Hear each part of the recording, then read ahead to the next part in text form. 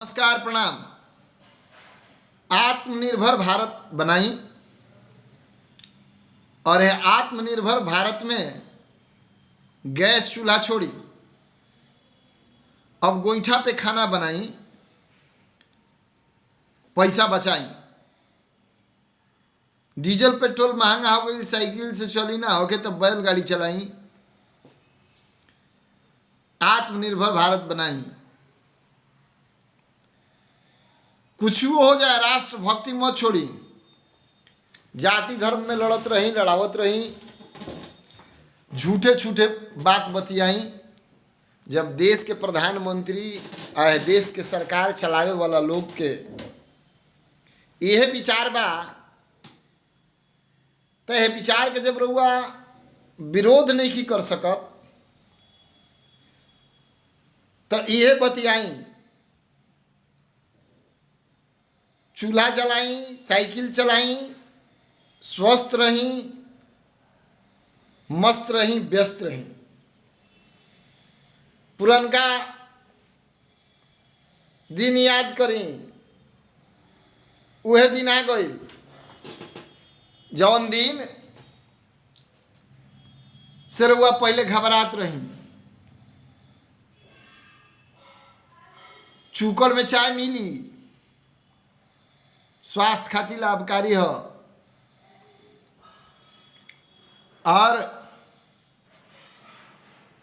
इस सड़क जो पिच होता,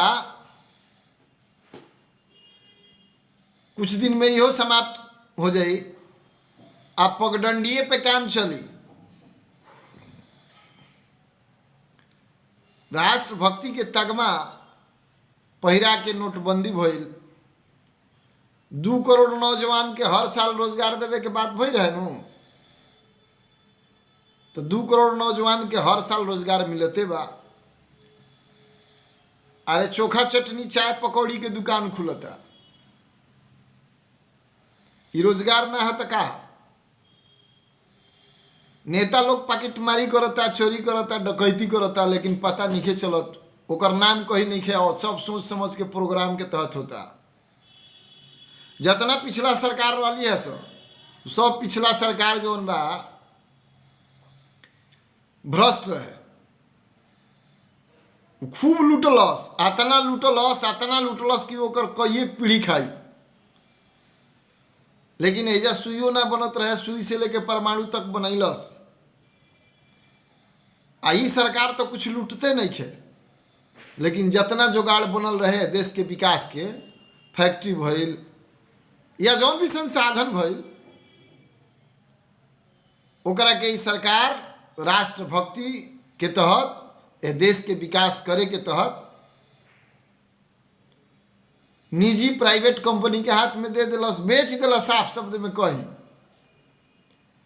अब पुनः एकरा के वापस ले आवे खातिर जब दोसर सरकार आई, अगर ईमानदारी से प्रयासों कैलस तो बहुत बड़ा संघर्ष बा। वही तरीका के जौना तरीका से ईस्ट इंडिया कंपनी आई रहे और देश के लोगन के गुलाम बना दिलस, शासन कैलस, संघर्ष भइल, कितने लोग के जान गइल, तब देश आजाद भइल। वही तरीका से आवे वाला निकट भविष्य साफ साफ ही लौकता कि रुआ सबके इहो देखे के मिली। कमाई खाई होगी, मर जाई, राम के नाम पे ढोंग के बढ़ावा दी, सच के सच मत कही। एको आविष्कार बताई, अगर वह समर्थक होखब तो, कि वर्तमान सरकार एको आविष्कार कैले होखे, एको नया फैक्ट्री खोल दिले होखे।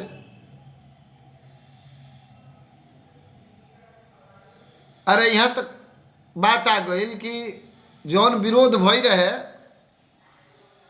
कि नेहरू आ गांधी या फलानवा के नाम पर जौन बा सब संस्थान बड़ी से, वो संस्थान के भी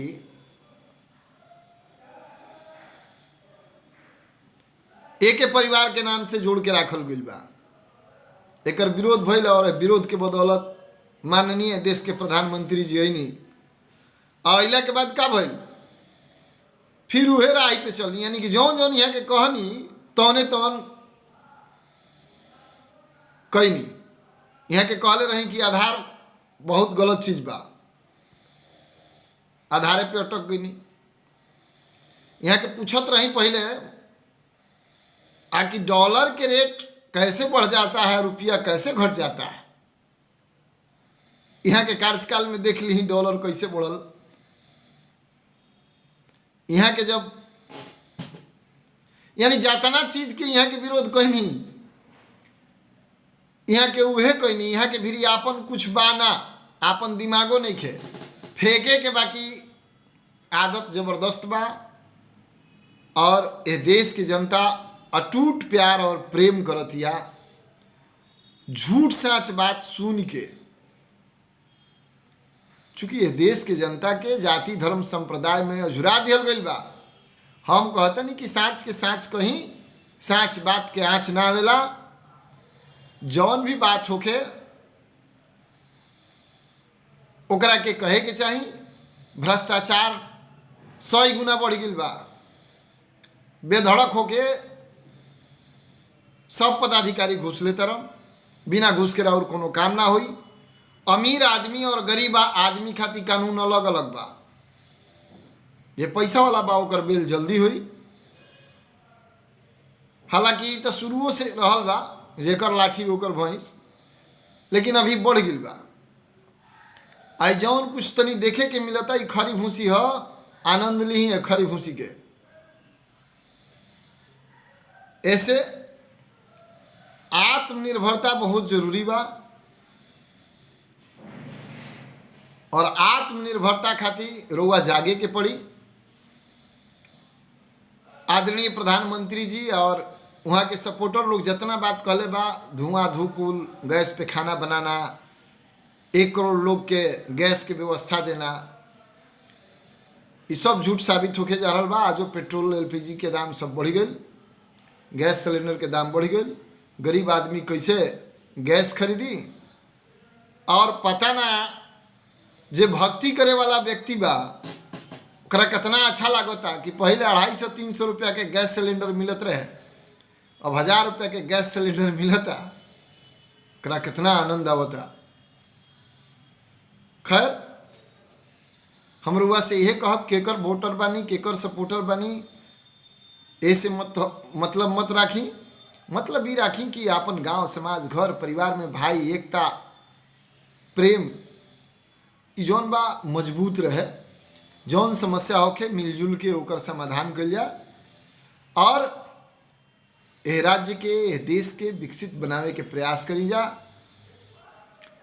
देखी सत्ता में लोग आवत रही जात रही, नेताजी लोग झूठ बोलत रही, साँच बोलत रही। जब तक हम रौरा ना जागब, यानी कि जनता जब तक जागरूक ना हुई, तब तक वास्तव में यह देश के विकास ना हुई। चूंकि देश के विकसित करे खातिर सत्य के सत्य कहे के पड़ी, असत्य के असत्य कहे के पड़ी, चोर के चोर कहे के पड़ी, बेईमान के बेईमान कहे के पड़ी, पाखंड आडंबर झूठा आदमी के खुल के विरोध करे के पड़ी।